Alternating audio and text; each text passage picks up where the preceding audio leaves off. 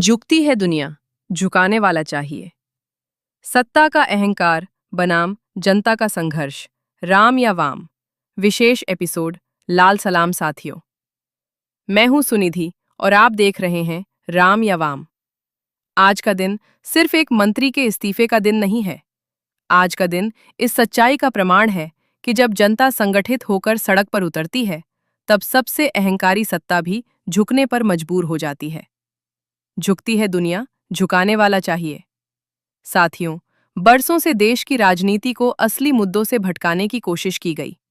बेरोजगारी बढ़ती रही, शिक्षा महंगी होती गई, सरकारी नौकरियां घटती गईं, लेकिन जनता का ध्यान कभी मंदिर, कभी मस्जिद, कभी इतिहास, कभी पहचान की राजनीति और कभी भावनात्मक नारों की ओर मोड़ दिया गया।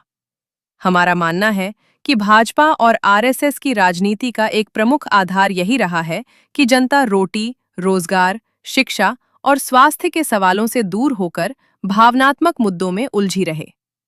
लेकिन इस आंदोलन ने साबित कर दिया कि जब युवाओं का भविष्य दांव पर होता है, तब प्रचार का सबसे शक्तिशाली तंत्र भी जनता की आवाज को हमेशा के लिए दबा नहीं सकता। यही कारण है कि इस संघर्ष में न सांप्रदायिक ध्रुवीकरण निर्णायक साबित हुआ, न नफरत की राजनीति और न ही नारों का शोर। जब सवाल जीवन और भविष्य का हो, तब जनता अपने वास्तविक हितों को पहचानना शुरू कर देती है।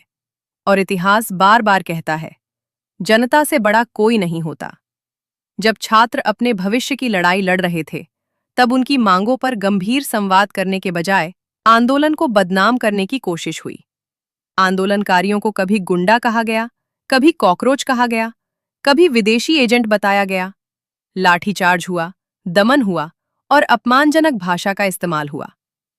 यदि किसी लोकतांत्रिक व्यवस्था में अपने अधिकार की मांग कर रहे युवाओं के लिए ऐसी भाषा इस्तेमाल की जाती है, तो यह सत्ता के लोकतांत्रिक चरित्र पर गंभीर प्रश्न खड़े करता है। लेकिन साथियों, लाठी हार गई, दमन हार गया, अहंकार हार गया और जनता का संघर्ष जीत गया। यही इतिहास का नियम है। मार्क्स ने कहा था कि अब तक का इतिहास वर्ग संघर्ष का इतिहास है। शासक वर्ग स्वेच्छा से अधिकार नहीं देता, अधिकार संघर्ष से हासिल किए जाते हैं। और इसलिए हम कहते हैं, सत्ता कभी दया से नहीं झुकती, उसे संगठित जनसंघर्ष से झुकाना पड़ता है। आज भाजपा आरएसएस की सत्ता विशाल राजनीतिक, आर्थिक और प्रचार तंत्र से लैस दिखाई देती है। लेकिन इतिहास बताता है कि किसी भी सत्ता की सबसे बड़ी शक्ति उसका प्रचार नहीं, बल्कि जनता की सहमति होती है। और जब जनता संगठित होकर संघर्ष करती है, तो सबसे मजबूत सत्ता भी चुनौती का सामना करती है। जेन जी आंदोलन ने पूरे देश को यह संदेश दिया है कि आंदोलन क्या होता है, जनदबाव क्या होता है और संगठित युवा शक्ति क्या कर सकती है। इस संघर्ष में शामिल प्रत्येक छात्र और युवा को हमारी ओर से क्रांतिकारी सलाम। लेकिन साथियों, मैं आज विपक्ष और उन तमाम जनवादी तथा वामपंथी संगठनों से भी एक सवाल पूछना चाहता हूं। क्या केवल एक इस्तीफे से संघर्ष समाप्त हो जाएगा?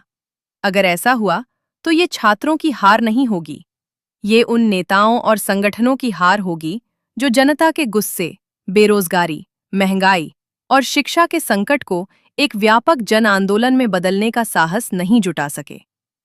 बरसों से हमें समझाया गया कि जनता धर्म के नाम पर बंट जाती है, जाति के नाम पर बंट जाती है और राष्ट्रवाद के नारों में बह जाती है। लेकिन इस आंदोलन ने उस झूठ की भी पोल खोल दी।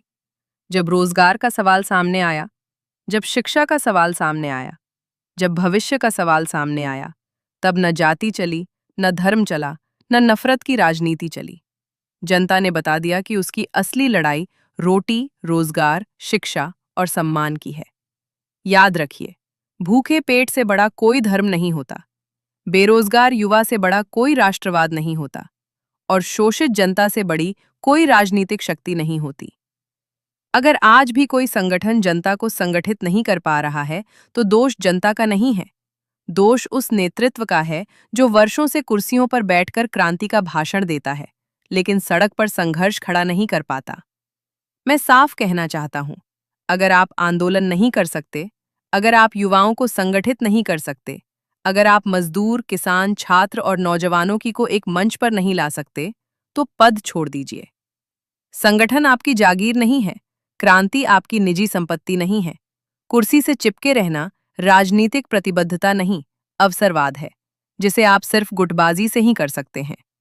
दुर्भाग्य ये है कि वर्तमान वामपंथी नेता, खासकर सबसे पुरानी पार्टी का तांगा रखने वाले वामपंथी दल के नेता, नए नेतृत्व से डरते हैं।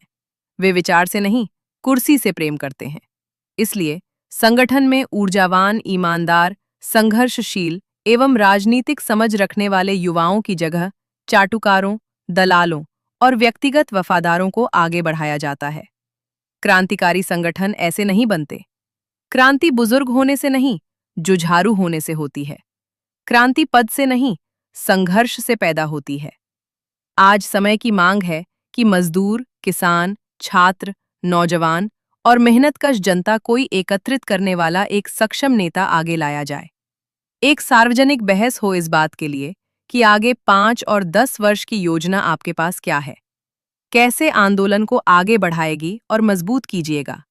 ना कि बस गुटबाजी करके पद प्राप्त कर लो और फिर ऐसे अक्षम व्यक्तियों को अपने साथ जोड़ लो जो सवाल पूछने के जगह पर चटकारिता करता रहे ताकि कुर्सी बचा रहे। एक साझा मोर्चा बनाए, क्योंकि शोषक अब और अधिक आक्रामक एवं षड्यंत्र से भरपूर नीतियों को बनाएगी और मजदूर, मेहनतकशों को कुचलना का प्रयास करेगा। आप लड़ेंगे नहीं तो सब मरेंगे। साथियों, आज का संदेश पूरे देश के लिए है। संगठित जनता के सामने कोई सत्ता स्थायी नहीं होती, जन संघर्ष से बड़ी कोई शक्ति नहीं होती और इसलिए संघर्ष को रोको मत। इसे शिक्षा से रोजगार तक ले जाओ, रोजगार से मजदूरों तक ले जाओ, मजदूरों से किसानों तक ले जाओ और किसानों से पूरे मेहनतकश समाज तक ले जाओ। याद रखिए, इतिहास उन लोगों का नहीं होता जो सत्ता के सामने झुक जाते हैं। इतिहास उनका होता है जो सत्ता को झुकाना जानते हैं। अपनी राय कमेंट में लिखिए। वीडियो पसंद आए तो लाइक कीजिए, शेयर कीजिए और राम या वाम चैनल को सब्सक्राइब करना मत भूलिए। इनकलाब जिंदाबाद, मजदूर किसान एकता जिंदाबाद, साम्राज्यवाद मुर्दाबाद। लाल सलाम।